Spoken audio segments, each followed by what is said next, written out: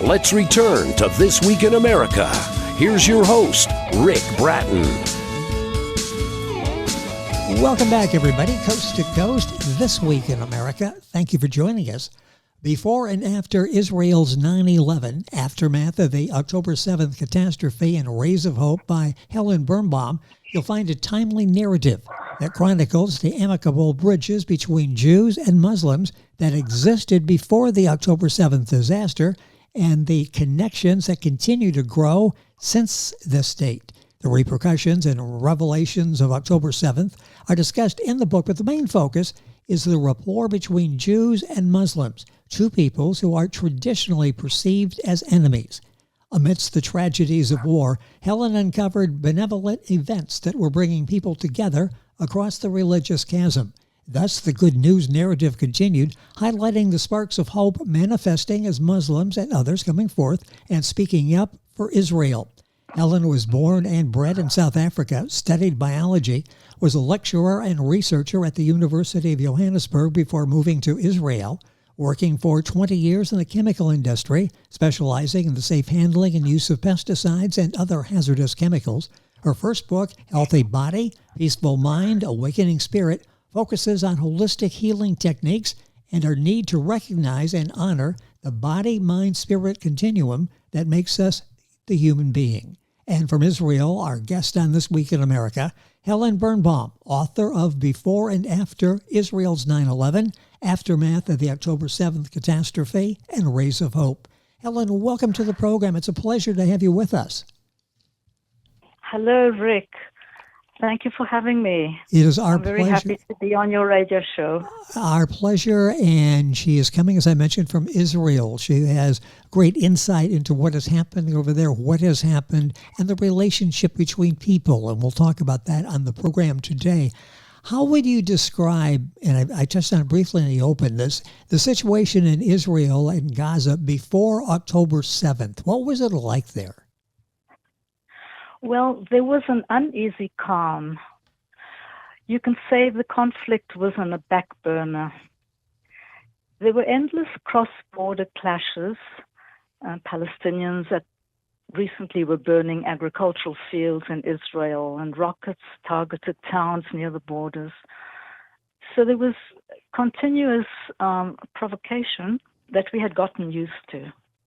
At the same time, Palestinians crossed the border daily from Gaza to work in Israel, where they earned much more than in the Strip. They had to go through checkpoints and were searched for weapons, which is not pleasant. It is part of the idea of the occupation that Israel was in many ways in control of Gaza. But I want to point out that Gaza was hardly the refugee camp most people imagine it to be. Gaza City itself was a huge, built-up city. The number of schools was 183. There were 35 hospitals. There were 7 universities and colleges spread over 16 campuses. Gaza received billions of dollars in international aid. It could have developed into a thriving country next to Israel. But Hamas was not interested in a country next to Israel. Hamas wanted all of Israel and has said this over and over again. In Israel at the time, this is before October 7, the society was in upheaval. Israeli society was severely divided over proposed reforms put forward by the government to dramatically curb the independence of the courts and justice system. The changes they wanted would give the government more power, and citizens protested such a change. Hundreds of thousands of people took to the streets every week for months. They feared the changes would be the end of democracy in Israel. But the government refused to budge, confirming the fear that Israel might become a dictatorship. So we had the Palestinians in Gaza, who were not totally free, ruled by a very tough and harsh Hamas government. And we had Israel, which was divided, with a large part of the population protesting against the changes that the government wanted to enforce. So that was the situation before October 7th. Sort of a different look than what we see over here, the fact the government wanted more power. Vaguely remember seeing stories like that on the news, but when you talk about Gaza, a different perception than I think most of us in America have. That was the before part, before 9/11, their 9/11 in Israel. Let me, before we talk about what happened after that, why did you decide to write this book? This is not a political book. It's a book of people and people trying to get together and some successes in being able to do that. Why did you decide to sit and write this book before and after Israel's 9/11? Yeah, I started writing this book before October 7th with the aim of bringing attention to the possibility of peaceful coexistence between Jews and non-Jews. There was a lot of evidence of bridges being built across the religious and cultural divisions, both in Israel and abroad. So before October 7th, there was a growing buzz of activity by individuals and groups reaching out to those who were traditionally perceived as enemies. They reached out in areas such as religion, education, business, sports, and on the personal level, on a one-to-one level.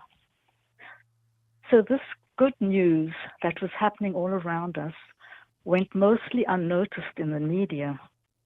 The hostility and conflict between Israel and Palestinians grabbed the headlines, confirming the adage about journalism that if it bleeds, it leads. Yes. At the same time, the Abraham Accords were in full swing. The prospect of peace in the region was good, and the road to economic cooperation was opening. There were plans to share technological know-how, and everybody would benefit. Even Saudi Arabia was softening its stern attitude towards Israel, and there was talk of it joining the Accords. Then the massacre on October 7th, 2023 happened. Hamas terrorists not only killed 1,200 Israeli civilians and took 240 hostages, but they killed people's belief in the possibility of achieving coexistence and peace. Those attacks triggered a sense of betrayal and loss of trust in our Palestinian neighbors. Life in Israel changed forever, and the need to eliminate the terrorists and return the hostages took center stage in our lives. Was Israel... I'm sorry, finish that thought, please. Go ahead. Okay, the brutality of those attacks against innocent Israeli civilians shocked the world, but very quickly international attitudes towards Israel changed for the worse. Anti-Israel protests burst out across Western countries and anti-Semitism peaked. Not only had unarmed Israeli citizens been brutally attacked in their own homes, but the world turned against us when we defended ourselves. It was incomprehensible. Had the goodwill that existed before October 7th been in vain? So that's what caused me to write the book. I started before October 7th, seeing all the good news. Then we had October 7th, a tragedy. And then other things happened, which I will talk about in the book. But at this point, I want to point out that the book does not discuss all the complexities of the Palestinian-Israeli conflict, pre-October 7 or post-October 7. The unexpected Hamas massacre and hostage-taking of Israeli civilians triggered an Israeli military incursion into the Gaza Strip. And this war has many ramifications, which are not discussed in the book. Of course, a major concern is the fate of the remaining hostages. They are in our thoughts all the time. Of importance to me is the support coming from Western countries and from the Muslim community, both local and worldwide. Amid virulent anti-Israel sentiments, many people have chosen to speak up for Israel. Some of them actually risk their lives by doing this, and their testimonies are the focus of this book. The book is Before and After Israel's 9/11, Aftermath of the October 7th Catastrophe, and Rays of Hope by Helen Birnbaum, our guest on the program. That's Birnbaum. Book is available wherever books are sold. Go to our website and you'll find the link to the Amazon site. Be able to get information and order the book there as well. Let's go back to October 7th, and you as just an average citizen, suddenly this is unfolding in front of your eyes. Why was the Israeli military unprepared for the attacks, or were they? Yes. At this point in time, in 2023 and even in 2022, Israel believed that Hamas was more interested in developing the Gaza Strip than fighting Israel. After all, millions of dollars were pouring into the Gaza Strip from international aid, from Qatar, and from the Muslim Brotherhood. The Israeli government was providing economic incentives, believing that a healthy economy would bring stability to the Strip. The government thought that alternatives to violence were the best way for keeping the peace. For instance, there were projects being planned for Gaza, building a desalination plant, building a new power station, improving the infrastructure, connecting Gaza to the East Mediterranean Gas Company. And all of these would have improved Palestinian lives and living conditions. It was hoped that the economic benefits for the residents of the Strip would lead them to understand how much they stood to gain if Hamas stopped its violence against Israel. Now, there was a narrow strip of land on the Gaza side of the border that was kept barren. It was empty for security reasons. Toward October 7th, quite a lot of activity was noticed to be taking place on the barren strip next to the border. This unusual activity was reported to the army hierarchy, but it was ignored. On October 7th, the terrorists inactivated the security alarm system on the fence. So the soldiers at the lookout posts did not detect the invasion across the border. Soldiers stationed at bases in the south were taken by surprise. Some were killed, others were taken hostage by the Palestinians. So Israel was caught off guard completely, a result of having been hoodwinked by Hamas. We thought Hamas was more interested in developing the Strip than in fighting Israel, but that was a bluff. They were actually preparing for war. What were the immediate repercussions following the October 7th attack? What happened afterwards? Of course, all of Israel went into a state of shock. We suddenly found ourselves in a reality we could not have imagined. Everything changed, not only in the border communities, but in the whole country. It turned out that Palestinians who worked on the farms in the Israeli border communities had made maps of the area, which they gave to Hamas, together with other information about the kibbutzim, the farms, and the businesses. This information was used to plan the attacks. We know this because these maps and other details were found on the terrorists who were captured or killed during the fighting. One of the consequences of the massacre was the loss of trust and faith suffered by people who had spent their time and energy helping Palestinians in various ways. Some people helped Palestinians to get job training or ensured that they were paid fairly. Some people volunteered to drive sick Palestinians from the border checkpoints to hospitals in Israel. Many of these volunteers were murdered on October 7th. The attacks were brutal. The mobs that crossed the border they crossed the border in all kinds of vehicles, pickup trucks, bicycles, motorbikes, on foot, and some even flew in on hang gliders.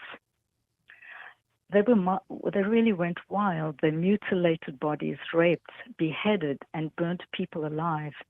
They burnt people in their homes. I don't want to go into further details, but there are videos of the massacre taken by the terrorists themselves using body cameras and mobile phones, and these were posted immediately on October 7th. At the same time, missiles were being fired from Gaza into Israel. Needless to say, the cruelty triggered a vicious war in Gaza. But discussions about the Israel-Gaza war itself are beyond the scope of this book. Yes, it has become a long, tragic story. And there were revelations as well, important revelations that came to light. What were some of those? Yeah, there were three major revelations. One of them was the size of the underground tunnel system that extends throughout the Gaza Strip. We knew there were tunnels that crossed the border between the Strip and Israel, also from Egypt, but the sheer size of the system is astounding. Hamas claims it stretches 500 kilometers. If so, it is larger than the London Underground subway. There are many levels to the tunnels. Some are big enough to accommodate large motorized vehicles. The tunnels are used for smuggling weapons and raw materials from Egypt, storing huge quantities of ammunition, and providing protection for the senior Hamas terrorists. The tunnels open out into schools, mosques, hospitals, and other public facilities. These locations also serve as rocket launching sites, which means that they are situated in populated areas. Israel does not want to harm civilians. It gains no benefit from that. But civilians are used by Hamas as human shields. Yes. Unfortunately, Hamas welcomes high numbers of civilian casualties as this brings them international support. There's a quotation by Douglas Faith from the Hudson Institute that I'd like to quote. Yes. He says, "It is unprecedented for a party to a conflict to adopt a strategy that maximizes civilian deaths on its own side." So, apart from the underground tunnel system, another revelation that came to light and had been largely ignored because we did know about it, is the education system in Gaza. At school, children were taught to hate Jews and to hate Israel. This is clearly illustrated in their school books and also told by former Palestinian residents of the Strip who described their experiences at school. They were taught that the highest calling in life is to murder Jews and take all their land. They would shout at school, "Death to Jews, death to America." The other revelation, which is quite important, and it's a fact that was known, but it received very little attention, was the Hamas Charter, or Covenant, which calls for the destruction of Israel. Hamas does not want to have a country next to Israel. They want to have all of Israel. And those are the three revelations that are quite important. Well, and they are significant, aren't they? They make a major impact on what's happening and the perception of the people as to what's happening. Those were significant revelations in the underground tunnel and all of that. It's just fascinating to hear from Israel what has happened. Some stories we get here in the U.S., other stories we do not. Our guest is Helen Birnbaum, Birnbaum. The book is Before and After Israel's 9/11, Aftermath of the October 7th Catastrophe and Rays of Hope.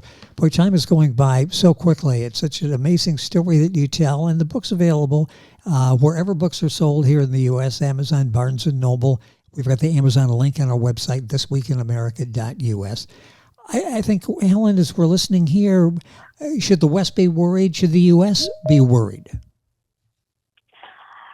Well, many prominent people, both Muslims and non-Muslims, are warning Europe and America that if Israel falls, they will be next. They say Israel is just the beginning. There is a chapter in my book titled A Wake-Up Call for the West that echoes this concept. There's another chapter titled Israel, the Canary in the Coal Mine, which also contains warnings to the West. I would like to quote the Foreign Minister of the United Arab Emirates, Sheikh Abdullah bin Zayed Al Nahyan. In 2017, he posted a video clip in which he warned against the failure of Western countries to address and act against extremists who migrated from the Middle East. He warned that certain countries could become hotbeds of terrorism in Europe and elsewhere. Sheikh Abdullah bin Zayed reposted the same video in June 2024, after October 7. He reposted it during widespread pro-Palestinian demonstrations and student protests with the caption, "I told you so." There are many other people posting on social media about the recent expansion of radical Islam. Some of them point out that not all Muslims are Islamists. They don't all hate the host society, and they certainly oppose terrorism. My book describes and explains certain things about radical Islam. It explains about Sharia law and jihad. It describes the Muslim Brotherhood, which is the parent organization of Hamas and is alive and well in America. The Muslim Brotherhood is listed as a terrorist group in Egypt, Bahrain, Saudi Arabia, Syria, the UAE, and Russia.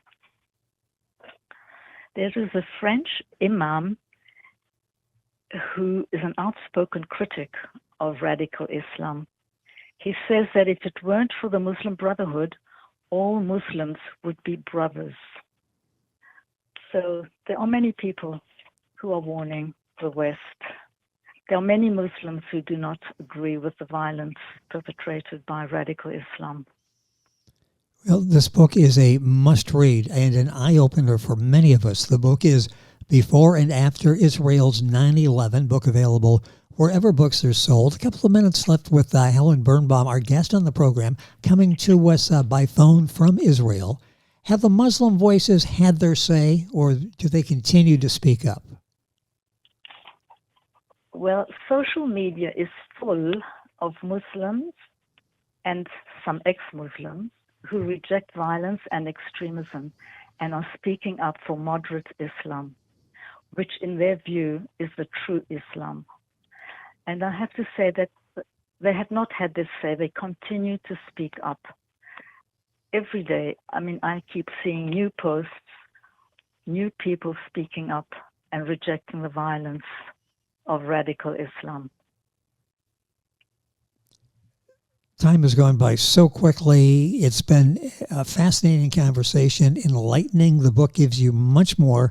Helen, is there a particular take-home message that you'd like to leave with? We've talked about so much, and there's so much more that we haven't talked about that you write about in your book. What's the takeaway? What do you hope that people listening here, especially in the U.S., to this story, what do you hope the takeaway is? I'd like to say that Israel does not stand alone. I'd like to leave you with a quotation by the president of the World Jewish Congress, Ronald Lauder. He says, "A quiet revolution is taking place in the Arab world. The new tolerance towards Jews embraces our mutual heritage. This may sound like a pipe dream and is the opposite to what Islamists believe, namely that there is no place for Jews, not in the Middle East or anywhere else. But the reality is that such a belief does not come from the Quran. It is found in some of the hadiths, which are commentaries written by individuals after the Quran was completed. Of course, they are subject to interpretation of the people who write them. My book has a chapter titled Understanding Islam, where I quote some verses from the Quran that calls Jews the people of the book and children of Israel. In fact, the phrase children of Israel in Arabic, Bani Israel, occurs 43 times in the Quran. Moderate Muslims say that the Jews are part of and belong in this region. And to me, that's a very positive and enlightening message. Well, there was so much here. We just touched the surface. The book, as I say, is a must-read. Before and After Israel's 9/11, Aftermath of the October 7th Catastrophe, and Rays of Hope by Helen Birnbaum, our guest on the program. I thank you, our Link Print and Media, for arranging our call today with Helen to talk about the book. You are Link Print and Media, marketing platforms that are completely customizable to your needs, and we thank them. Helen, it's been a pleasure having you on the program, talking about this, encouraging what was happening before October 7th. Hopefully we can get back to that level. Thank you for being with us. Thank you, Rick, for having me on your program. It has been our pleasure. Helen Birnbaum, Before and After Israel's 9/11. You're listening to This Week in America, and we're back after these messages. This Week in America is online. You can visit our website, thisweekinamerica.us. Scott Pinkerton, associate producer of This Week in America. Jay Anderson, segment producer. Ben Watson, webmaster. Otto Bechet, director of engineering and TV production. This Week in America produced and is a trademark of Blue Funk Broadcasting, LLC. For information on all of our guests and to listen to this week's show, our website again at thisweekinamerica.us. And I'm Sean Bratton, executive producer of This Week in America.